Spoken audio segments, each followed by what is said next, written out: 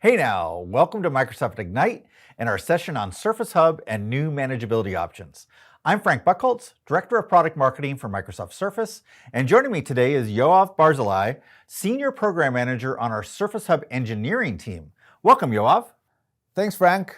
I'm super excited to be here today to talk to you about some of the recent updates and changes coming to Surface Hub, specifically to our device monitoring and management from Teams, M365, and our own Surface team. These updates will enable consistent collaboration from anywhere. Our latest management capabilities now include Teams Admin Center and Teams Room Managed Services. We also have the new Surface Management Portal within Microsoft Endpoint Manager, which provides inventory management and device support. Yeah, no, I love these new additions that are coming to Surface Hub and the management of them. It's something that people have been asking for quite a while, and we're actually listening and delivering. So you know what? Organizations face a lot of different competing challenges. They need to be able to build a hybrid workplace model that enables communication as well as collaboration, while also ensuring that they're easy to deploy and manage. All of this needs to happen while keeping company data secure. The right technology can help you not only maintain business continuity and employee productivity, but can also help your company grow and innovate. Over the last 6 months, we've had some incredible announcements and product updates that are changing the way people meet and collaborate in the hybrid workplace. Let's dive into the first significant management capability, Surface Hub's presence within Teams Admin Center. Yeah, no, I love this new capability. So as we log in to the Teams Admin Center, under Teams devices, you will see that now we have a new tab for Surface Hubs. This tab lists all the Surface Hubs in my organization that are reporting to the Teams Admin Center. I see that I have a total of 31 hubs, 9 of them are online, and the rest 22 are offline. If I choose a device, it'll give me some generic details on the device. I have the ability to download the device's logs here instead of going physically to the device and downloading them to a USB thumb drive. I have the ability to restart the device from here and also refresh the details if I did some changes and want to make sure that they're kicking in. I have a 7-day quality look here. I can see how many calls I've had or meetings, and I can see how many of them were good or bad. And I see here that the health status of my device is healthy. Let's have a look at what components are reporting to the Teams Admin Center. I can see that the device is connected to the network. That means that the Teams Admin Center agent is reporting to the Teams Admin Center. And I can see that the Teams app is signed in and connected to the device. I can also see here at the Software Health tab that my Teams Admin agent is up to date. I can see that I'm running the latest update of the Windows 10 Team operating system and that my Teams app is up to date as well. Let's have a look at the activity we've had over the last couple of days. So over the last 30 days, I have had, as you can see, quite a few meetings with quite a few participants. If I take a look at this meeting from October 1st that had 22 participants and lasted a little over an hour, I see that it is marked as a poor experience. If we look at this, we can see that for 27 participants, the meeting was actually quite good, but for one, it reported as poor. If we look at the participant, we can see at what point any of the participants joined the meeting, whether they're using audio or video or screen sharing. And if we look at Megan, we can see that Megan joined twice, and on one of her sessions, she had some quality issues. If we look at the participant details and go to Megan, we're looking for the poor session.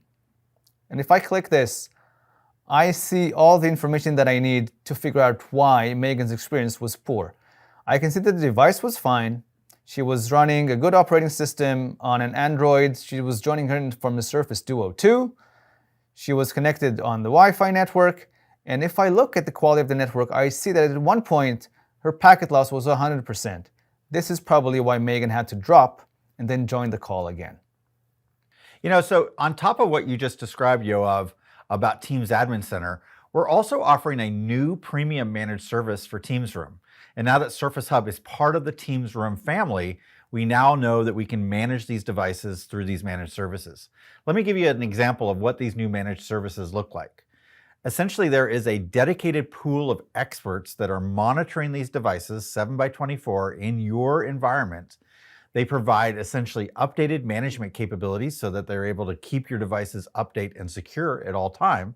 But they also provide real-time monitoring and understanding of the alerts and how to react to that. Through those reactions, they provide proactive remediation, but overall incident management as well, so they can report back to us or you as a company on a regular basis on the health of your entire infrastructure of meeting spaces. So just like Yoav provided a demonstration of Teams Admin Center, let's dive in and take a look at what these new managed services look like. So here we are inside of the Microsoft Managed Rooms area, or now what we're calling Teams Managed Services, or Teams Room Managed Services. And this is a viewpoint of what the experts and those people that are monitoring 7x24 would have visibility of. In this case, we actually see that there's an unhealthy room. That's not good, is it, Yoav? Mm-hmm. No. So, and in fact, it says that the type of room where we're having an unhealthy status is a Surface Hub room. So let's take a dive into that space and actually understand what it is that's causing that problem. And in this case, we see that the problem is something within the hardware and peripherals side. So now I can actually take a little bit deeper dive inside of hardware and peripherals and be able to look that we actually have a pen that is causing a problem. And it says it needs action. And there's a warning status on it. So if we were to actually click on that particular pen and that ticket number that we actually have, we can actually see that we have essentially a battery level of 17. So that's giving us a warning that likely the battery inside the pen needs to be taken action. We need to take action in order for maybe there's some IT staff that's local in that space that can go around and give them a ticket.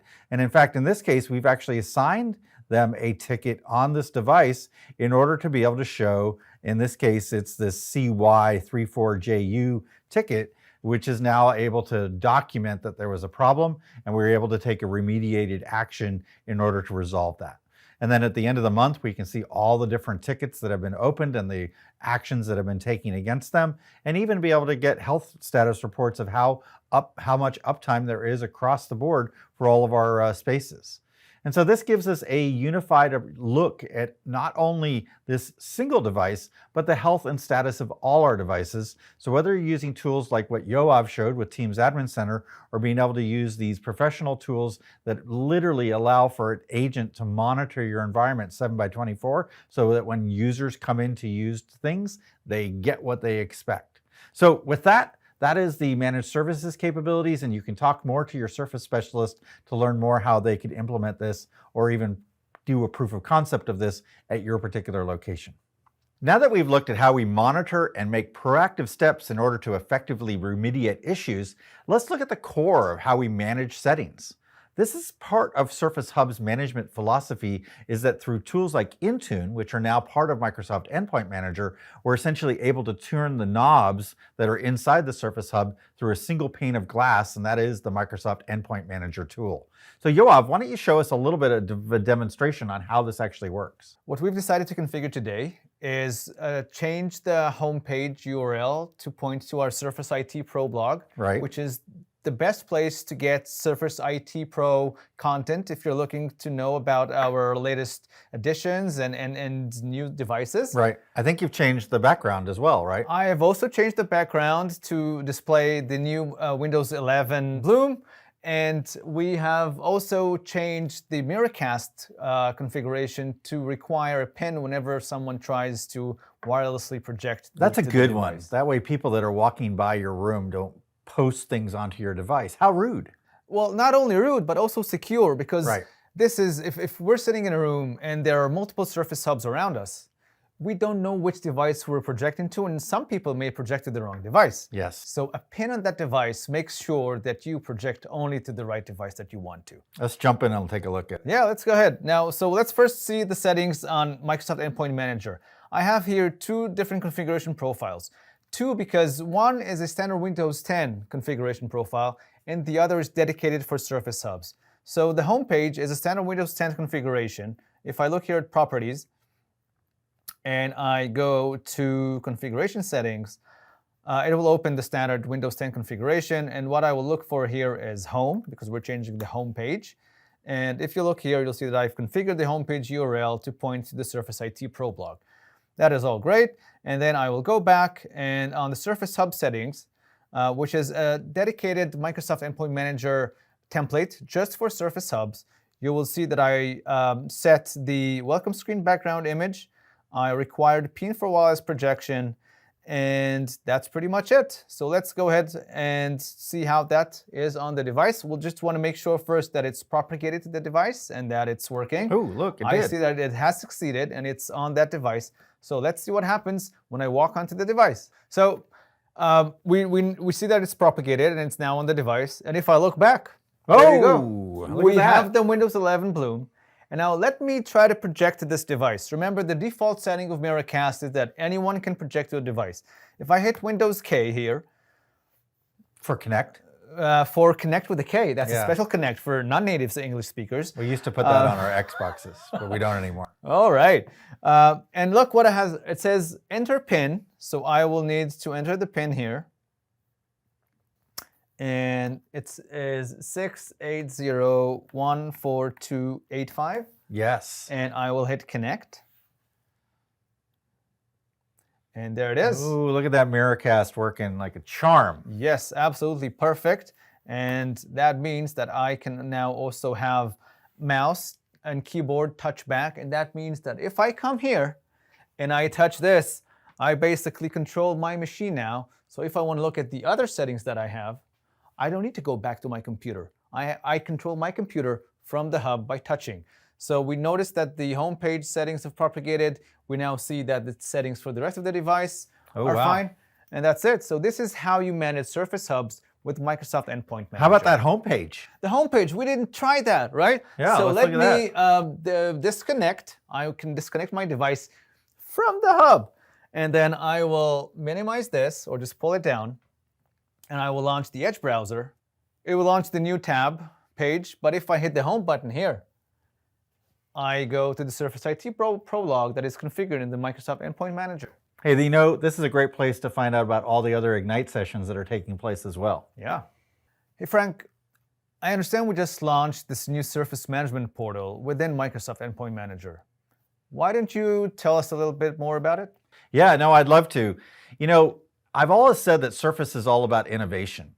And innovation really comes not only in amazing form factors like this new laptop studio that you have in front of you, but it also comes with an innovation of how we drive security as well as manageability into our products. It started with how we offer Autopilot as one of our first services, where Surface was essentially one of the first devices to ever be deployed through Autopilot because it was essentially developed on Surface. Then we actually took the part where we said, hey, there is firmware on our Surface devices that we can actually manage through Microsoft Endpoint Manager, and we call that DFCI, or Device Firmware Configuration Interface. We now take it to the next step where we are offering a service or a capability that any Surface device that is enrolled in Intune, it will show up on your device within Microsoft Endpoint Manager in what we are calling the Surface Management Portal, and you'll be able to see things. Hey, instead of just talking about it, let's dive in and actually give a demonstration live on an actual tenant where we can show it to you. So let's go ahead and jump into this device and take a look. So the next demo I'd like to show is the Surface Management Portal. This is a management portal that will start showing up inside of the services area where you click on all services within Microsoft Endpoint Manager's admin center. And if you click on all services, you will now start to see if you have Surface devices that are enrolled via Intune, they'll show up inside the Surface Management Portal. And when you do, and you click on this, you'll start to get a little bit of health towards the capabilities and the status that you receive through this amazing new tool. What I really love about this is it also breaks it down by device type. So I can see here I have 79 Pro X's and 20 Laptop 3 on my inventory. So I get a nice inventory listing here, but not only within my inventory listing, I also get a degree of information about, say, devices that are not encrypted. So that's probably a compliance issue that I would want to go out and be able to click on those 19 devices and maybe create a security group just for those 19 devices to push a policy down through Microsoft Endpoint Manager onto those devices. Then remember, these could be Surface Hubs as well, which is all part of our session here. So Surface Hub will show up in all of these areas as well. So if some of these pieces aren't compliant, you'll get a quick understanding as to why. The other piece would be is maybe I have devices that are running short on storage. And so I can click on this and be able to understand the ability to see, and maybe I want to push a script to all these devices to maybe clean out the cache and clean out the temp files and other pieces on that device in order to have it much more available in its storage capacity. Probably not a problem you're going to have on Surface Hubs because they clean themselves literally after every session, but know that this is available across the entire portfolio of Surface devices, all the way from Surface Duo, an Android device, all the way through Windows 11 and Windows 10, as well as the Team OS, which is part of Windows 10 for Surface Hubs. Now, the other part that is really cool in here is the ability to actually see warranty and coverage information. So here I can actually see the number of devices that have an expired warranty, as well as the number of devices that are covered under warranty as well. And maybe I want to take a step on even the devices that are expiring to be able to understand where they are and the date that they are expiring. And so I'll understand how I'm going to support those going forward. Now, one of my favorite features is the new support portal, where I could literally come in here and open up a ticket and maybe open up a ticket against a device and be able to log a support ticket. I don't have to sit on the phone with an agent. I can literally click on a serial number and then click on the problem that it is occurring, and then be able to start remediating actions right away through the web portal without even having to talk to a single human. That's kind of nice, right? And so I'm able to do all these different capabilities through this amazing new tool. Again, any Surface device that's enrolled through Intune will show up in this new management portal. And by the way, we have an entire Surface session in Ignite that Harshita actually has delivered. So look up this Surface management portal and she'll take you through a deep dive of this, as well as we'll actually point out that there is a mechanics video. If you go out to Surface and mechanics, there's a mechanics video that Jeremy Chapman actually did about the Surface management portal as well. So we hope you take advantage of this inside of MEM. It'll show up automatically starting on the 28th of October inside the United States and before the end of the year across the rest of the globe. So what I love about this is that through a single pane of glass, IT admins now have the ability to understand the health and status of all their devices, no matter where they sit across the globe. Right. They can also create automatic actions to address specific events as they occur.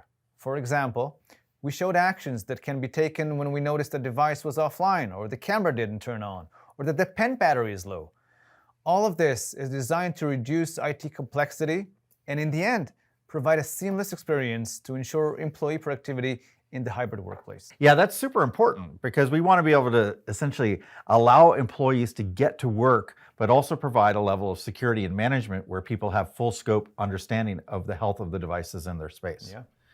So to learn more about these amazing features, be sure to check out our other sessions here at Microsoft Ignite that we have listed on our Surface IT Pro blog. Well, that about wraps it up. Thank you for joining us as we demonstrated how Microsoft Surface and M365 are making it easier for IT pros to manage and deploy their devices securely. We hope you get a chance to check out the other sessions and on-demand content to learn more about all these exciting things coming from Microsoft Surface.